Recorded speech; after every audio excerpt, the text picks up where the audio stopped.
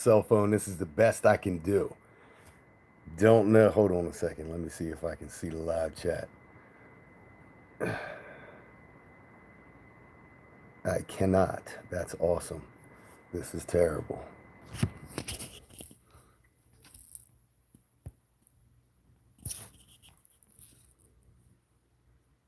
Hold on. Oh my. All right, there we go. This sounds good because I'm not on this terrible computer. Apologies for the nonsense. We'll let a couple folks get on. If you got any questions now, let me know. We'll fire away a few of them. Apologies again. I need a new computer apparently. All right. All right. So anybody got any questions as far as the event itself goes? Was super impressed with the production myself. I just got a chance to look at it. Thanks for the congrats. I appreciate you. How does it feel to be stronger than Ron? I don't know if I am. I think it was possibly just a situational thing. Um, I know he's coming off the East versus West match and everything else, and I can't. I can only imagine how it is coming into a big match with only 5 weeks to recover and no time to train. Um, what's up, Rob? How was that hand? His hand was a lot. His hand was a lot. First match, I tried to go up top, tried a little different setup. Some things I was talking about with Artem and Daniel Worley and a couple guys from Florida. Also talked a little bit to Bill Logsden. So recap the match. Um, Round one, game plan, slip, get to the straps.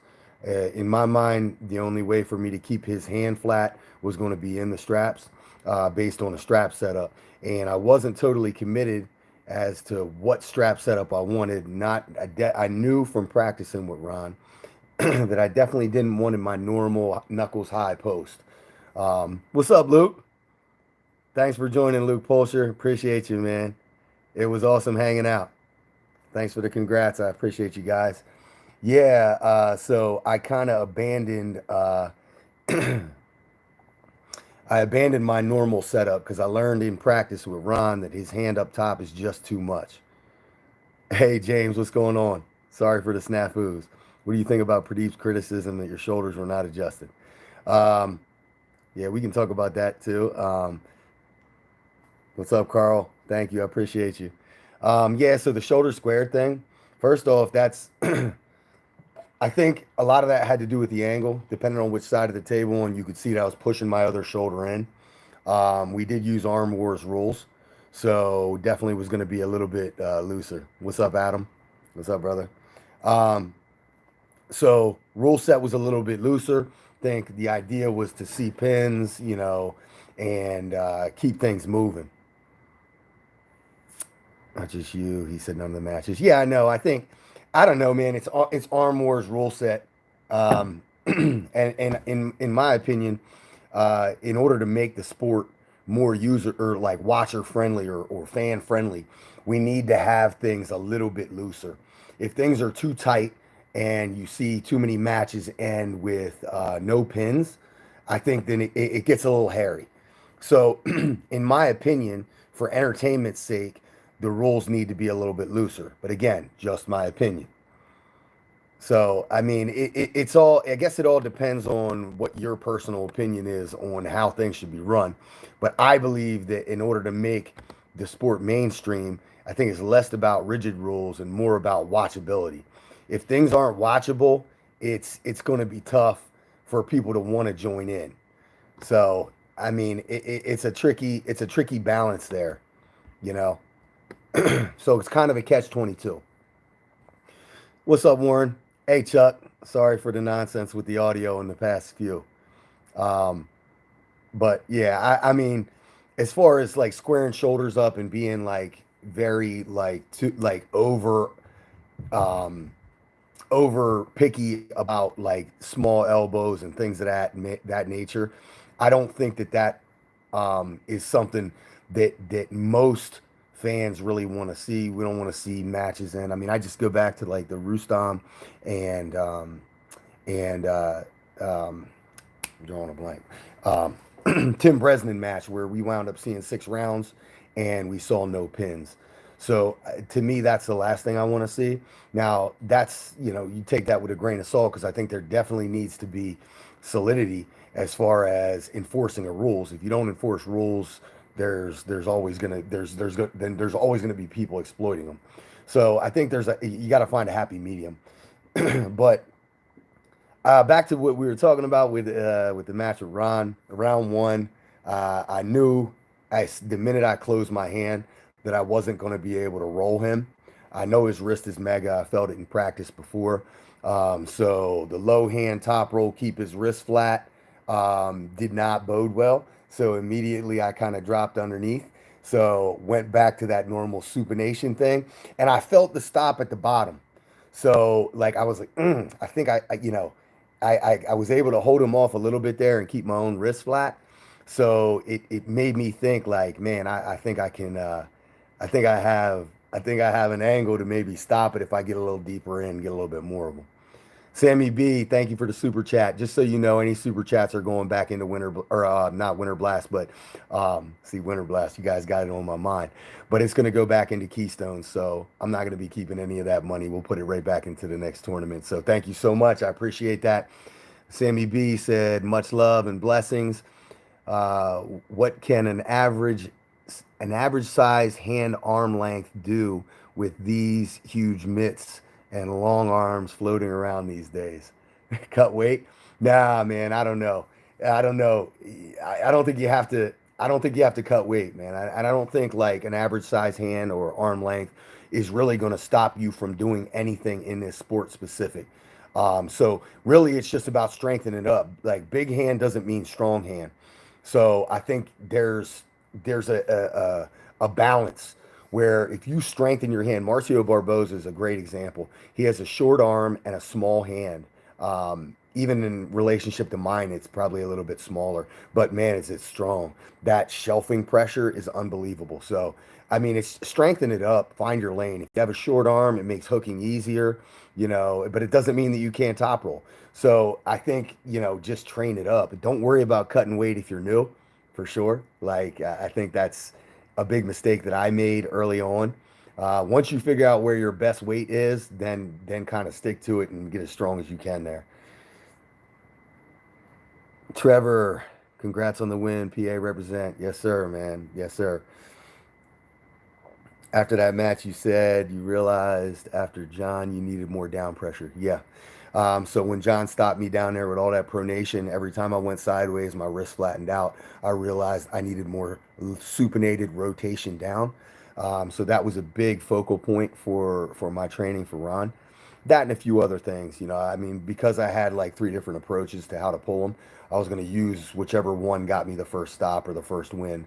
So I never got to like option 3, but not all of them were geared towards that. But I figured pinning power in any angle, down pressure in any angle was going to be really important if I wanted to have a shot to finish the match. Just being the fact that I couldn't finish against John.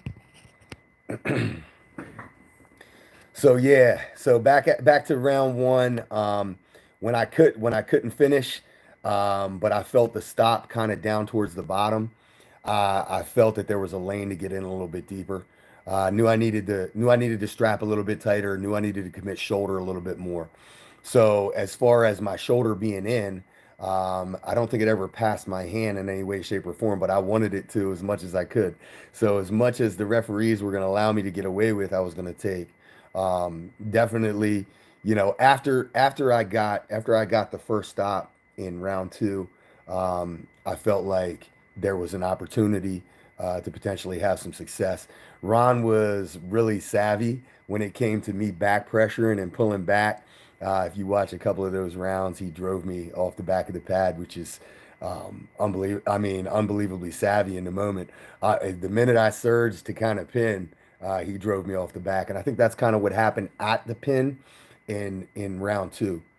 So even in round two, I was just elated to be able to get a win and shut down those shutout stakes that that Devin had for me in the State Kings. I know I didn't promote myself on there, which I don't normally do, because I don't want the weight of a bunch of my friends putting money in on me. Uh, to I don't want the weight of somebody's bet on my shoulders, so I don't promote it too much. But after getting that one, there was a little jolt of confidence. But at that point, I wasn't still fully confident that I could win the whole thing. It wasn't until round three where I felt like I had secured a lane and there wasn't going to be an adjustment. So unbelievable. I mean, just the opportunity to be able to pull Ron is huge. Let me get back to some of these comments. Great job with your win over. Thank you, David. Archdog Paul, that win over Ron is going to get you a lot of overseas work. That's the idea. Next up is East versus West. That's the plan next. So I'm going to have David Samushia from Georgia, who I believe is the 2018 or 19 world champion, I think at 87 kilos, but I believe he's coming up to the 95 kilo range. So I don't know if I'm probably not the favorite in that one. James Statham, what are your favorite exercises for down pressure in the wrist? So I love a towel or a belt working through this knuckle down, then this knuckle down, and then this knuckle down for full rotation in a complete cupped supinated position. That's where I feel the best.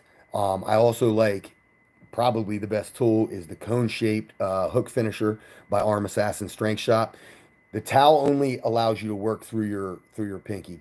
The cone, the conic hook finisher, or just the regular hook finisher, allows you to rotate through your thumb too. So when you're thinking pinning pressure through a hook, you're thinking pinky down, thumb down, and that gives you both points of contact to get that. But you have to hit the right angle on the cable, or it won't really work.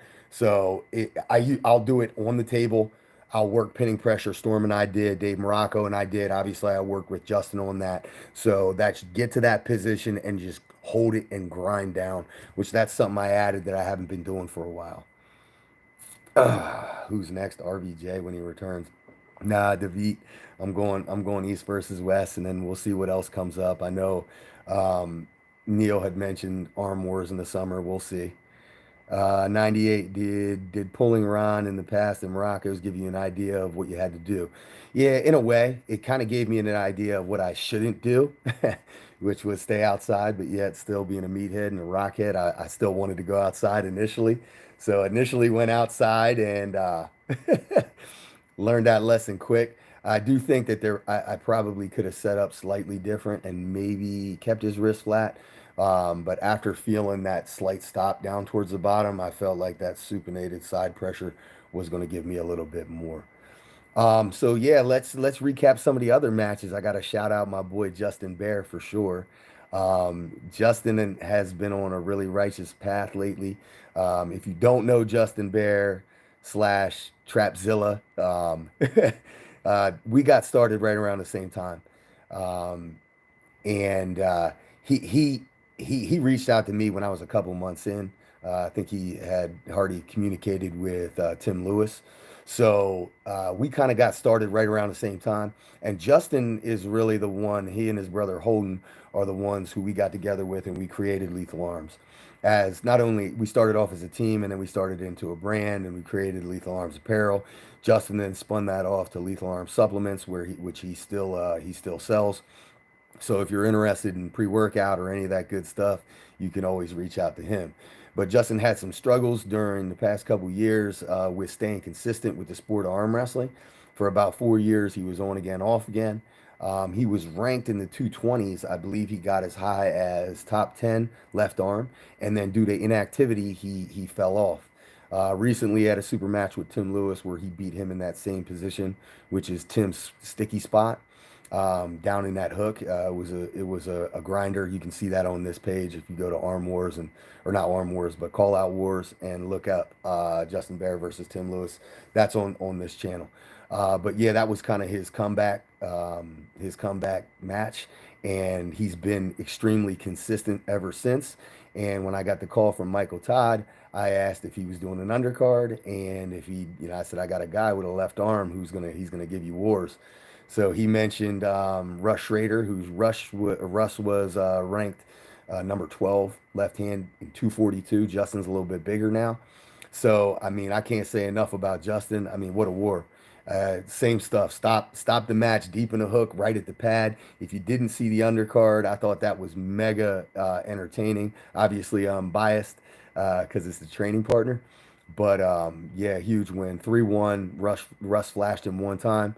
The women's match was unbelievable. Um, we got Danielle Everson versus Leeann Wilson, and man, back and forth, unbelievable. I got to corner Danielle, was an honor.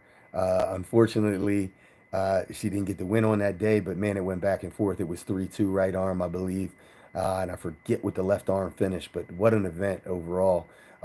If you haven't gone to Monster Michael Todd's channel, if you want to see the live stuff, the replay of the live, I actually just purchased it today because I hadn't seen it myself. I was just going off of what my wife told me. So I think it's $4.99, and if you don't want to keep the subscription, you can cancel it. So Brock, how much do you know about David, and what is your plan against him? Well, David is a deep inside hook puller, European style, side pressure driven. I believe he's got some, I mean, world championships, the most recent. So unbelievable inside puller. I think I would be an underdog regardless of the weight difference. Anga did lift the weight cap to 100 kilos. I think he thought that would give me a better chance. I'm okay with 209. That's easy. I can cut that, no problem. 220 at 100 kilos is walk around weight for me, so that's not a problem either. Um, but yeah, he's had some amazing wars. Bojidar, I believe he beat Bojidar recently in a hook, which, I mean, that just tells you where his level's at right there. Um, Exited the Nuevo. Hey, thank you. I appreciate you. I appreciate you. Came in clutch against the legend. Yeah, it was just an honor to get the opportunity, man. I mean, I've been blessed so much in this sport thus far. To get the opportunity to pull John on his comeback tour. Um, I mean, that's career defining moments, even if you do lose 3-0. So, yeah, it's good stuff, man. And then the opportunity to pull Ron after that and prove that my match where I pushed John a little bit wasn't him just letting me work. I think it is even better. Um, but yeah, it's no 98%. I'm on my phone. Do you have any more criticism? You want the old audio back from the other two? Uh, Good job, Paul. Favorite side pressure exercise. Favorite side pressure exercise for me is straight just internal rotation with a strap. I don't train side pressure exclusively, just for elbow health. I did do it a little bit. Lachlan sent me a program that was geared towards back pressure and side pressure exclusively. Um, but so basically, I'll train it with a strap supinated because it doesn't bother my elbow like this. And other than that, it's all really just table stuff. So a lot of static center, a lot of static side pressure in a losing, and a lot of static side pressure while pinning. So yeah, constipated Devin, can you shout out my dad, Irwin? Shout out to Irwin. Glad to do that. Bring back the robot. I'll do it right now. I will switch to my computer right now. Leeann is going to be on your more. I don't know what that is. But yeah, unbelievable event put on by Monster Michael Todd. I feel like these things, like these kind of at home super match things, as long as the production quality continues to improve, kind of how Michael did, I think is only going to get better. Travis Camp, the look on your face when Palco got pinned was hilarious. I was shocked too. Yeah, man, I was John Hanaski. If you guys don't know what that's referring to, that's John Hanaski's win at Winter Blast over Kevin Palco. A couple memes came out of my face afterwards, but yeah. Oh, okay. Brandon Allen's channel. Got you. So Leeann's going to be on there later tonight. Yeah, Brandon asked me to come on, but it's getting close to my bedtime right now. So I think that comes on at like 10:30. What's your ultimate goal in the sport, and are you aiming to be number one in your weight class? Uh, yeah, I mean, I don't know. It's weird. Like, I don't know if I have any specific ultimate goals. Like, yeah, I would love to be number one in my weight class. I think the weight class is really important for me because I'm not one of those people who wants to push my body into something weird. I want to stay right at like 220 and be able to cut to 198. So ideally, yes, I'd like to be atop of that class. First and foremost, I'd like to be officially atop of that class in the United States. And I love the opportunity to pull, like the idea, the opportunity to pull some of these Eastern Europeans who have won WAFs and done different things in Zloty. So I'm definitely open to all of that stuff. Looking forward to that coming in the future. We'll see how East versus West goes to see if I get another opportunity. What are your altcoins that you invest into? I stay away from the alts for the most part. I got Bitcoin, Ethereum, and Light as a primary. Obviously, everybody got a little bit of Doge, maybe a little Shiba Inu.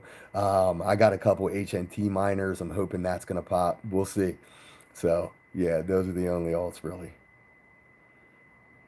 Palco is a good sport for posting video. Your funny reaction. Yeah, he is for sure. Yeah, anybody who posts a loss is great. What's your go-to recovery activities after a heavy tournament practice? So, as far as recovery goes, I just basically do the same thing that I would do in that week, um, but with much less weight and much higher reps. So, like for instance, yesterday on a bench day where I do cupping, I just did the wrist wrench sets of 50. In between every set that I do for chest, I'm doing a set of 50. And then today it's rotation, pronation, supination, sets of 50. Very lightweight, 10, 20 pounds. Just get blood in there. That's been serving me well as of late. Uh, have you pulled against Dan Mosier? Yes.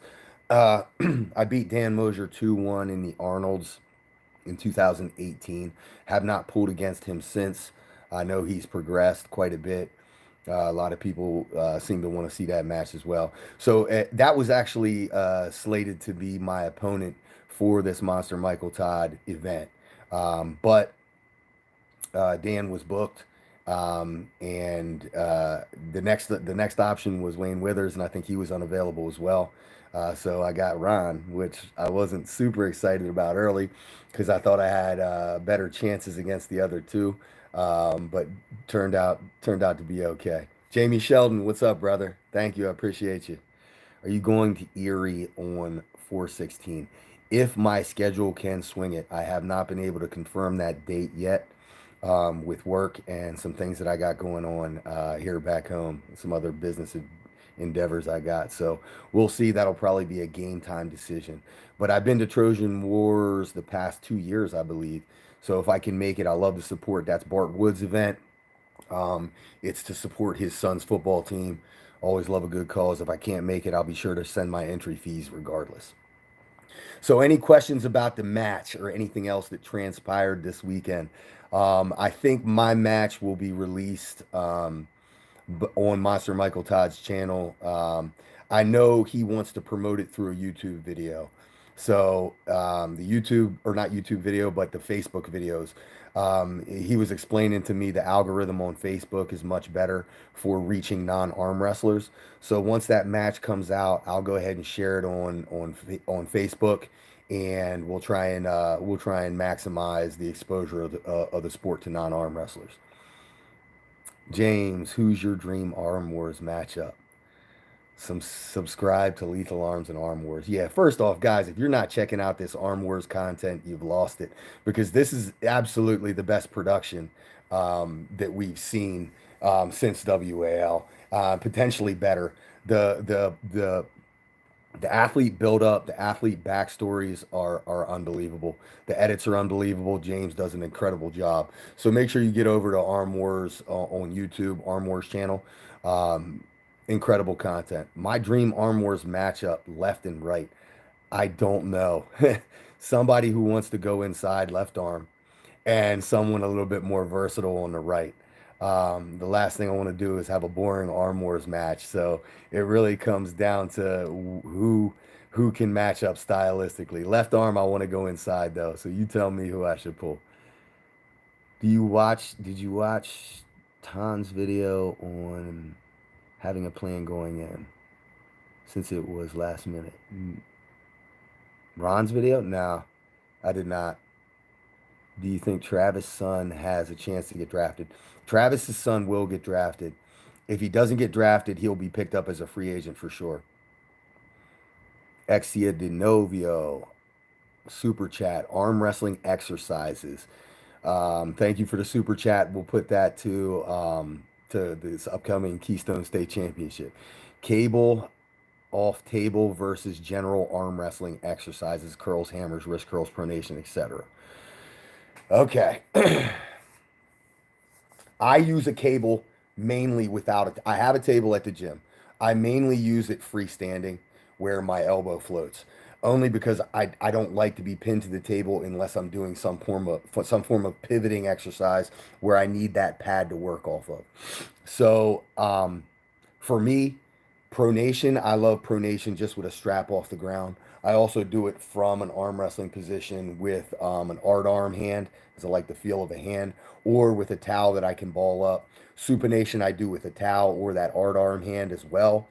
Um, Back pressure, just a strap. Put it high, put it around the side, add pronation over the thumb. Those things, I think they're mega important. Um, as far as fingers go, I love the Country Crush. I use the blocks. I use a bunch of different fat grip stuff just for containment. Wrist flexion, to me, the most important tool out there is a thin diameter wrist wrench, something that feels like the size of a hand that you're going to arm wrestle against. I'm not a super heavyweight, so I don't need something this big. I'm a middleweight. I need something like that. Tons, go heavy, all that good stuff. Um, for general arm wrestling exercise, curls, hammers, wrist curls, pronation curls, yeah, do all of it. I love heavy stuff, so I curl heavy. I cheat curl heavy. I do heavy statics. I do statics on the table with a strap where it's back pressure drag. I work hook drag with a strap through my hand. I work posted up pressure, set it high through the riser. I use um, a loading pin with a strap for wrist rise. Set the riser high over the top. Use as much weight as I can lift before the riser breaks down. So that pretty much sums up just about everything. James, Iron House stuff. It's going to be mega. Yeah, I can't wait. Can't wait to see the Arm War stuff come out. Honestly, one of the better cards out there. The undercard was also super good. Yes, sir. Thanks you. Thank you. Eric Nelson. Poland versus Zolo have left. Or Oleg Zoke. I don't know. That's probably not it. My left ain't that good. It's pretty much just the peg hand, but thank you for the confidence. Robert Gould, great job, Paul. You're looking strong, and I think you shocked a lot of people by beating the legend Ron Bath. Thank you, Robert. I appreciate just had the opportunity. No expectations in that. It's still sinking in that I won the match. I wasn't totally expecting to. I just wanted to compete. What do you think about Levon and Irakli's arm wrestling workouts? Well, I think Levon and Irakli and the Georgian team is probably one of, if not the best national teams out there. So whatever they're doing in Georgia, the lineup that they have put out at all the weight classes, they are amazing. So I've seen Irakli, some of his curl videos, and obviously Levon's insane. So they're doing the right things for sure. Um, and having the ability to train with a team like that is, I'm sure, what's allowed LeBron, one of the many things that has allowed LeBron to get to the level he's got at. When you got somebody like Gennady and then all those lighter weight dudes in there that can work on you, um, they definitely can work as a team to wear him down. When you're as strong as LeBron, that's the curse of being the strongest.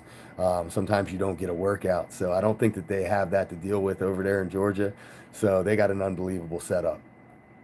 But yeah, I'm gonna go ahead and call it, man. I apologize for all the weird stuff with the audio and the first two lives. I'm gonna go ahead and delete them before I shut this computer down. Apparently, I need a new one. Everybody who tuned in, thank you. Again, the remainder of the matches should be released today, this coming tomorrow and the day after. So the main card should be out. The people who've been waiting for it, I'll make sure I blast it out on Facebook. Again, if you have, if you get those videos, go ahead and share the Facebook videos, not the YouTube. It's going to be a larger reach for the non-arm wrestling community. Dan Schwartz, what's the most important when training for strap matches off the table? That's tough. You got to kind of train in the strap to train for strap matches. I mean, really, it just comes down to solidifying all those components, but solidifying them in a locked in position. So you can use straps as far as training back pressure, put them where they would rest on your hand, work where the contact points are. You can use all that type of stuff. Tom Jackson, you the man, keep those training videos coming.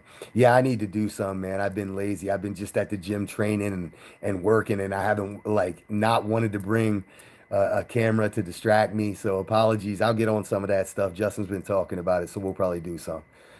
We always appreciate this, Paul. Hey, thank you, Coach Ray, the terrible. Appreciate you. Goodbye. You're not getting two goodbyes from me. Ryan Grondin, go to bed. Why are you always awake? Are you programming your progressions similar to powerlifting, or are you just doing your weight by feel, train like a bodybuilder? So it's a cross between the two. I kind of program depending on what I'm trying to do, but I'm not a person. I hate being like a slave to like a notebook and having to track everything out. I do track gains, but I don't like to. To me, training is fun. And when you add in all this extra stuff where you got to track and you feel like you're doing like homework, it takes away the joy from it. So I do track the stuff, but I'm not a slave to it.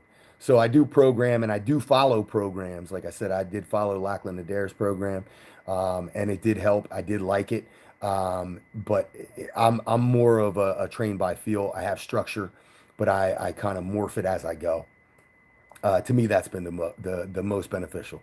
Appreciate your feedback, Paul. Good luck with your upcoming match. Thank you for your super chats. I'll make sure that gets funneled back into the sport of arm wrestling. I appreciate you. If there's nothing else, guys, thanks for tuning in. I appreciate your patience with the audio. And thanks for all the support and the congratulations. All the feedback I got was mega, and I couldn't appreciate it more. So again, thanks for tuning in. Everybody have a blessed night.